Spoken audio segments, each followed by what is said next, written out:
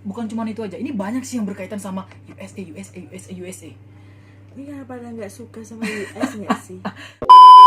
Mungkin karena mereka itu salah satu kayak apa sih, pusat kekuasaan dunia ya. Kan karena dia Negara adidaya, dikuasa gitu kan. Dan dengan presiden dia yang sekarang kan nyentrik gitu kan. Jadi kayak mungkin jadi pusat perhatian juga. Iya sih. Nah, ini berita selanjutnya itu guys, ada yang lebih kayak ini baru-baru aja sih aku taunya. Kayak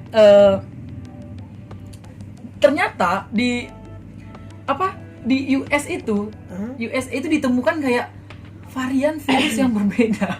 Jadi ternyata corona ini Beda-beda. ada jenis varian-variannya lagi guys. Itu kayak COVID A, COVID B, COVID C. Nah, Tadi kan lu udah baca artikelnya kan? ya, ada yang tahu nggak sih perbedaannya itu?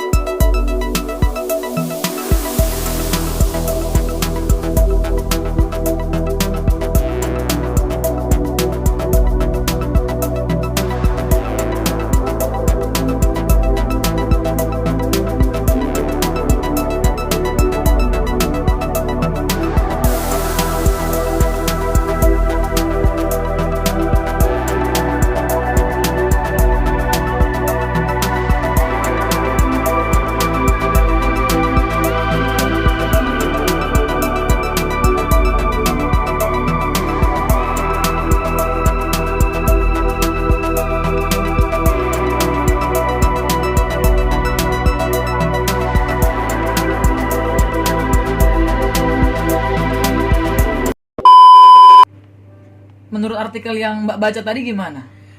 Jadi waktu itu aku nggak sengaja gitu kan kayak baca artikel. Hah? Kok emang ada corona kok beda-beda gitu kan? Oh ternyata ini di sini beda, ini di sini beda gitu kan. Ternyata corona itu bisa bersifat mutasi. Apa itu yang namanya? Mutasi gen. Ya, mutasi gen. Nah, ternyata yang untuk corona A itu terjadi itu tipenya A itu terjadi kalau nggak salah di US dan Australia. Itu Iya. ditemukannya di dua negara itu. Dan kita itu di corona B. Corona B yang mana Indonesia, Asia Timur, China itu Iya. di B. Itu di B. Dan kemudian yang ada yang C itu terjadi Italia, terus Perancis itu C. Nah, nggak paham kan resistennya untuk kayak mutan nggak sih, kayak bisa berubah-ubah itu kan kayak mutant gitu loh. Nah, terus aku baca lagi kenapa bisa resistennya itu berbeda-beda. Itu ternyata dulu kan ada asumsi kalau virus ini di negara tropis itu gampang matinya. Betul, gitu kan. betul. Dia cuma berkembang itu di lembab doang gitu kan. Kayak misal jamur lah. Jamur itu kan di lembab-lembab ya. Kayak gitu kan gampang untuk tumbuhnya. Nah, ternyata aku baca, aku dalami itu kayak climate adjustment gitu loh ternyata virus ini tuh. Nah, virus ini tuh bisa kayak mungkin ya kalau pendapatku, di Indonesia dan negara tropis inilah masuk ini. Tapi ternyata masuk ke misal ke Italia dia nggak bisa gitu loh. Karena beda klimatnya. Klimatnya untuk cuacanya gitu beda gitu kan. Nah, terus ternyata atau kita nggak tahu apa zat yang mendukung si virus ini, bisa jadi kayak mutasi baru gitu loh. Nah, jadilah itu beda, Italia dengan Indonesia itu berbeda gitu loh. Oke. Itu sih. Oke, bener ya yang Mbak bilang tadi itu bener. Jadi di sini dibilang bahwasanya kalau yang COVID-A itu tidak terdapat di Wuhan, ya kan? Benar sekali. Jadi kayak COVID-A ini lebih ditemukan di Amerika Serikat, kemudian Australia gitu. Yes. Kemudian yang B di mana? Nah, di sini dituliskan bahwasanya kayak B itu lebih didominasi negara-negara seperti Swiss, Jerman, Belgia, gitu. Belanda. Dan yang C itu lebih mendominasi daerah-daerah yang Eropa bagian seperti Prancis, Italia. Kemudian apa lagi di sini? Swedia, Inggris gitu loh. Itu C. C, iya. Tapi kemudian kayak dikatakan virus B ini sendiri itu mudah beradaptasi di Asia Timur, namun tidak semudah itu untuk beradaptasi di kawasan lain gitu. Nah, maksudnya gini, ini nggak tahu ya, ini kayak bisa dibilang teori apa lagi nggak ngerti.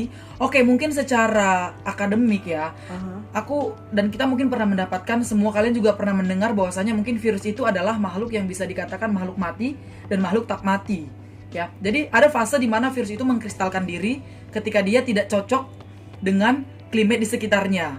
Seperti itu, khususnya di daerah-daerah dingin. Tapi ketika nanti dia ketemu sama inangnya dan klimatnya atau suhu kelembapan udara itu cocok lagi, dia bakal hidup lagi. Seperti itu. Oke, secara akademik mungkin seperti itu.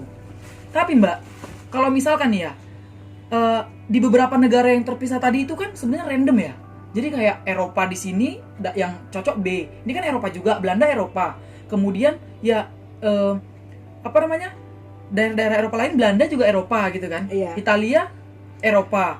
Nah itu sementara virusnya beda gitu loh. Sementara mereka punya kayak musim yang hampir sama nggak sih? Mungkin ya. Iya. Ya itulah pendapatnya. Jadi apa virus ini benar-benar bermutasi sendiri atau ada bantuan atau dimutasikan oleh ya nggak tahu. Jadi pendapat Mbak seperti apa? Kalau pendapatku sih itulah, ada zat yang mendukung untuk bermutasi dan kayak mutant gitu loh, kayak dia mutan gitu yang bisa membentuk yang kayak sel baru gitu kan. Nah itulah, nah zat yang mendukung itu siapa? Itu Atau kan, apa gitu kan? atau apa? Itu kan yang pertanyaan besarnya gitu. Well, sampai beberapa varian. Oke. Kan baru penemuan ABC itu kayaknya belum lama Belum loh. lama, Itu belum. kayaknya 2 minggu kemarin atau apa gitu. Dan kalau berbeda itu treatmentnya apakah sama ataukah ini fase gejalanya apakah sama? Nah itu yang kita nggak tahu ya. Gitu. Nah, di sini memang beritanya dikeluarin sekitar 2 minggu yang lalu. Tuh, pokoknya belum lama ini ternyata kita tuh berbeda-beda jenisnya. Virus ya. Aha. Well, jadi guys, kalian perlu tahu bahwasanya COVID itu bukan cuma sekedar COVID strip 19, tapi ada COVID strip 19A, COVID strip 19 B, COVID strip 19 C. C. Ya, nanti kalian bisa baca artikelnya lebih lengkap lagi di Google. Well, selanjutnya tadi kan kita udah ngebahas tuh kayak berita-berita di kancah internasional, ini segala macam. Ada satu berita lokal ya di Indonesia sendiri yang itu lebih ke kita sih sebagai warga negara, maksudnya dampak ataupun efek dari corona ini yang imbasnya ke kita gitu. Jadi kita singkirkan dulu yang internasional, kita bahas tentang berita yang satu ini. Oke. Nah, jadi kalian udah baca guys bahwasanya beritanya itu adalah tentang kartu prakerja, yang mana kita tahu sendiri sekarang semenjak adanya pandemik ini banyak sekali PHK besar-besaran, kemudian dikarenakan keputusan pemerintah untuk stay at home, kemudian banyak kayak para UMKM maupun para pedagang-pedagang yang tutup dan tidak bisa melanjutkan usahanya. Itu pemerintah memutuskan untuk mengeluarkan kartu prakerja. Ya. Di sini dikutip ya, beritanya dikutip dari Detik Finance, yang mana kartu prakerja ini awalnya para penerimanya itu dikasih duit sebesar 650.000 Per bulan tuh. per bulan. Tapi pemerintah memutuskan untuk menaikkan anggaran menjadi 3.550.000 per orang per bulan. Dan di sini yang anggaran awalnya itu 10 triliun itu dinaikkan menjadi 20 triliun. Nah, kemudian selanjutnya adalah Menteri Koordinator Bidang Perekonomian Erlangga menjelaskan bahwasanya oke, sasaran para kartu prakerja ini adalah para pencari kerja, para pekerja, dan para pedagang kecil ataupun UMKM. Tapi di sini disebutkan, di berita ini disebutkan bahwasanya kartu prakerja ini diprioritaskan untuk mereka yang kena PHK. Membingungkan nggak sih? Bikin bingung nggak sih? What do you think? dari sekian lama program-program pemerintah kita atau program-program presiden kita, ini program yang paling bingungin aku. Kayak aku kaji mana, aku selalu kayak lihat positif dan negatif dan aku timbang mana gitu loh kesimpulannya gitu. Terus di awal dia kan beliau ngasih tunjangan itu 650 per bulan ya. Iya betul. Kemudian berganti 3.500.000 sekian itu. 50. Sebenarnya itu yang 3.500.000 itu tuh bukan per bulan. Jadi gini, pengolahannya itu 3.500.000 itu ternyata gini. 1 juta itu uang dari 3.500.000 itu dipangkas untuk skill, keterampilan. Dimana itu di situ itu kita kayak kita dapat nih uang 3,5, tapi kita harus ikut keterampilan itu gitu loh. Misal 1 juta, aku mau keterampilan ada itu kayak untuk Office Basic yang mana kita pelajari PPT, Word dan gitu. Itu salah satu platform di Indonesia yang mana itu punya salah satu staf khususnya yang baru aja keluar kan, karena itu polemik yang mana itu beliau dapat apa itu kan ibaratnya kayak tendernya masuk ke situ gitu kan. Nah, itu kenapa menjadi apa itu polemik juga, orang mikirnya 1 orang per bulan dapat itu gitu kan. Ternyata enggak. Nah, 1 juta itu untuk biaya pelatihan. Kemudian ada tunjangan sebesar 350.000, sisanya itu untuk 6 bulan ke depan gitu. Jadi kayak uang pesangonnya gitu, uang saku lah ya. 350. Nah, itu akan berlaku sampai kalau nggak salah sampai pelatihan itu selesai gitu loh. Jadi setelah pelatihan itu selesai, nah diharapkan itu bisa bekerja. Tapi yang bikin aku kayak kok gini ya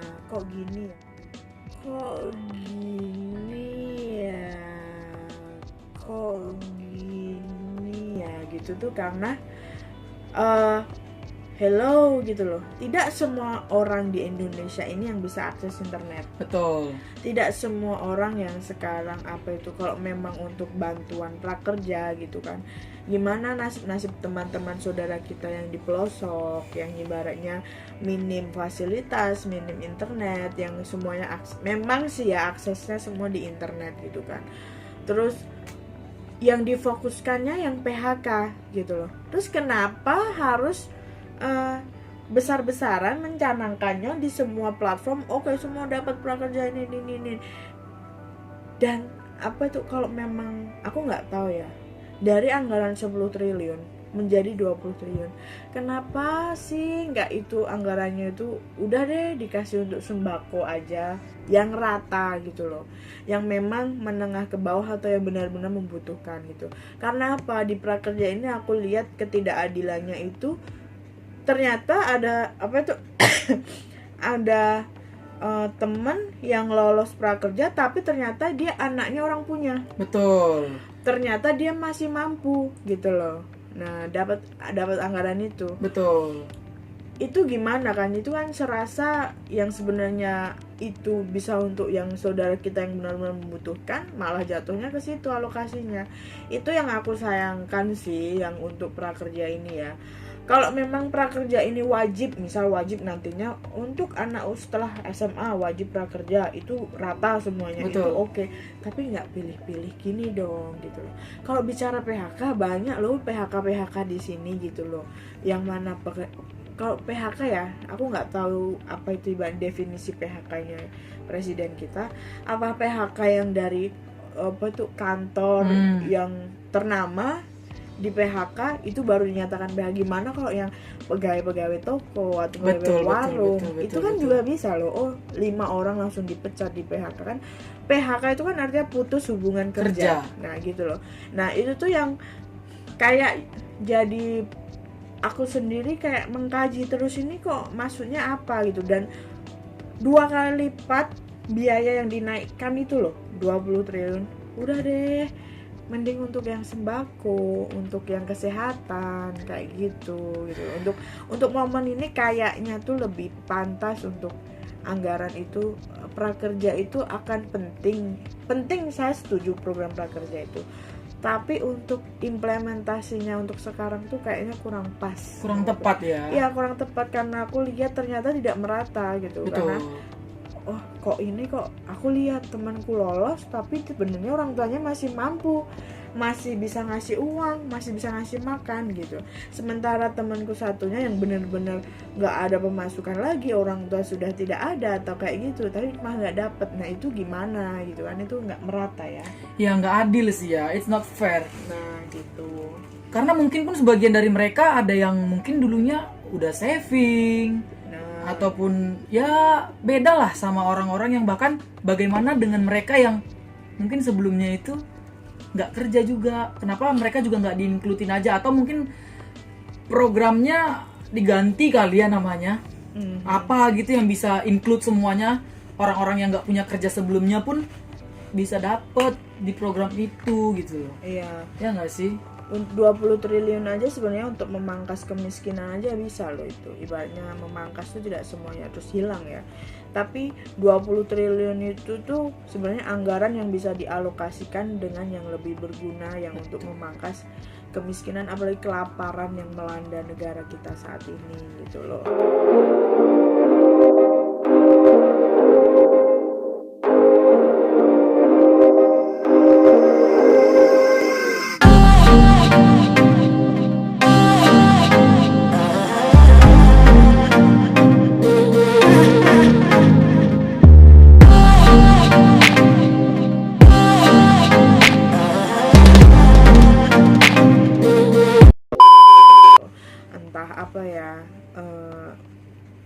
Sesuatu yang lebih bermanfaat gitu loh, yang itu. Kalau prakerja dengan ini, tes ini, gimana apalagi kalau orang mau belajar PPT, mau belajar ngetik, nggak punya laptop atau nggak punya internet. Benar. Kita mikir nggak yang anak-anak pelosok sana. Nah itu loh, betul gitu kan harus dipertimbangkan begitu.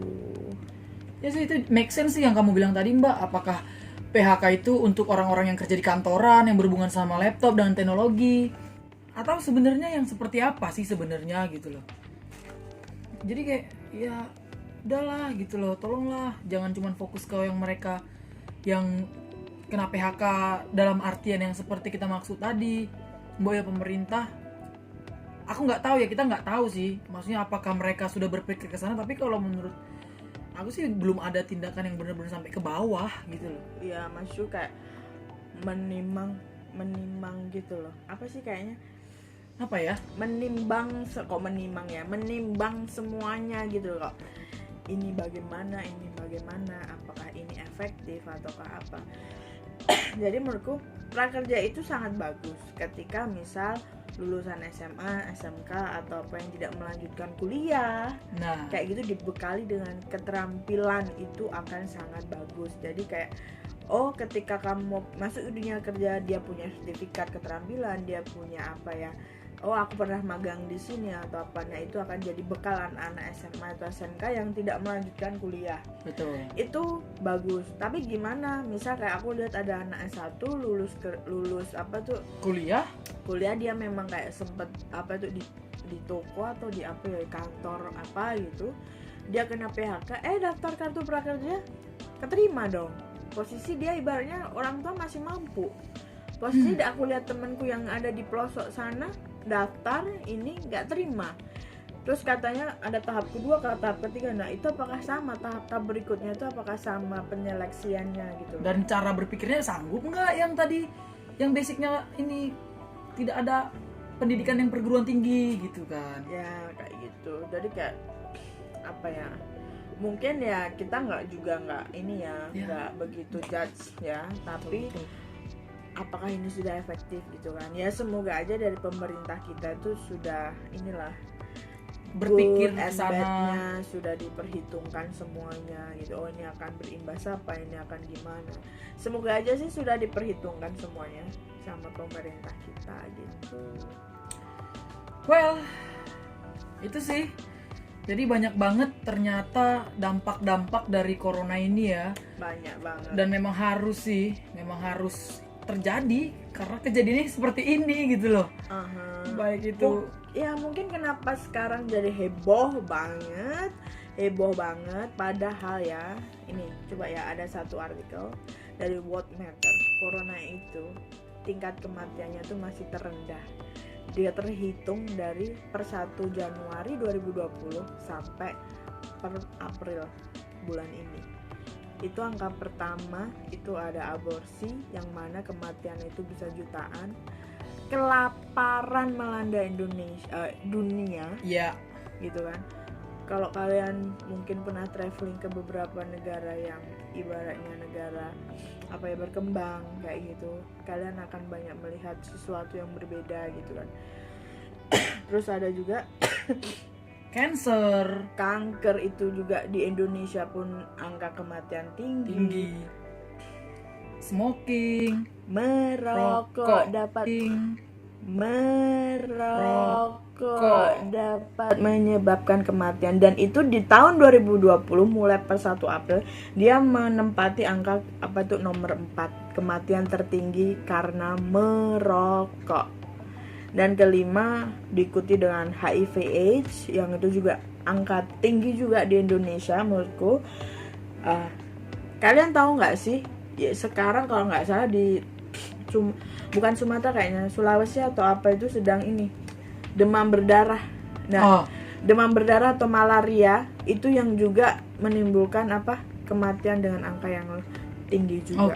Mungkin karena heboh, karena ini baru kali ya. Harus ini baru masuk Indonesia, jadi orang itu kayak heboh gitu, dan transmitnya penyebarannya itu yang ibaratnya baru gitu loh. Oh ini gimana kok kita begini aja bisa kena. Nah itu mungkin yang heboh gitu loh.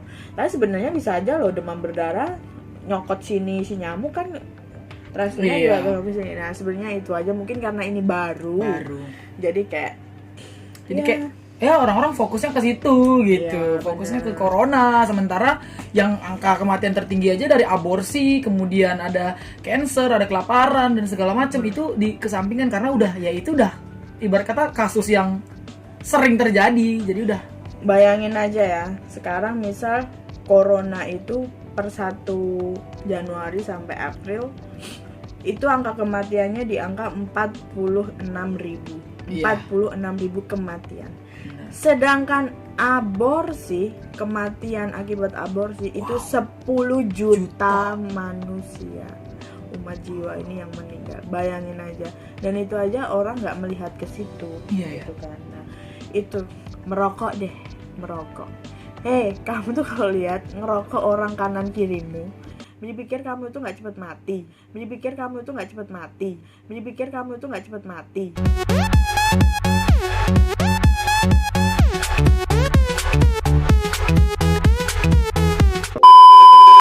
Gitu kan, sekitar kita aja tuh banyak juga gitu loh pemicu itu gitu kan.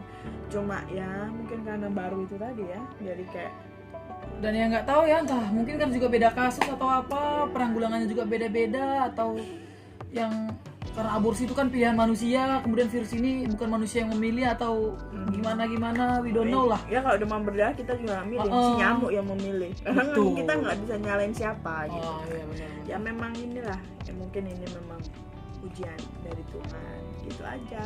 Iya sih.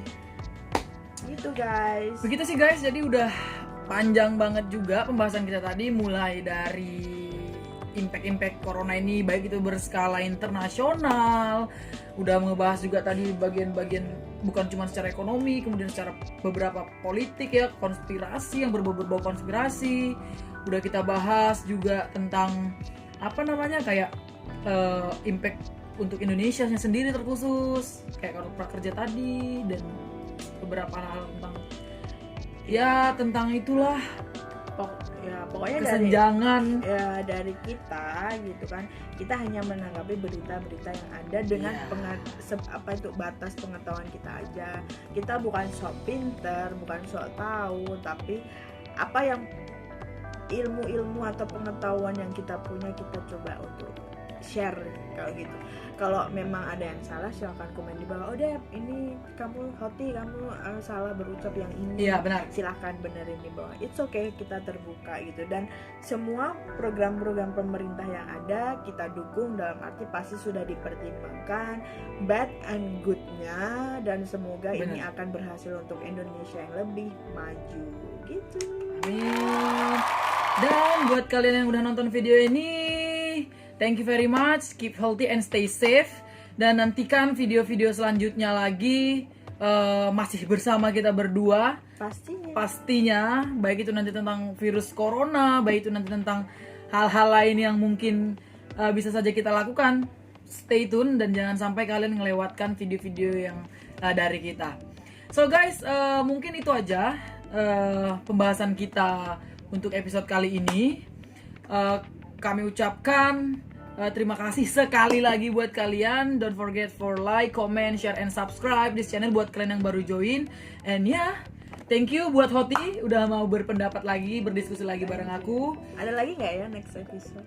Pasti ada ya. Tunggu video-video kita selanjutnya. Bye.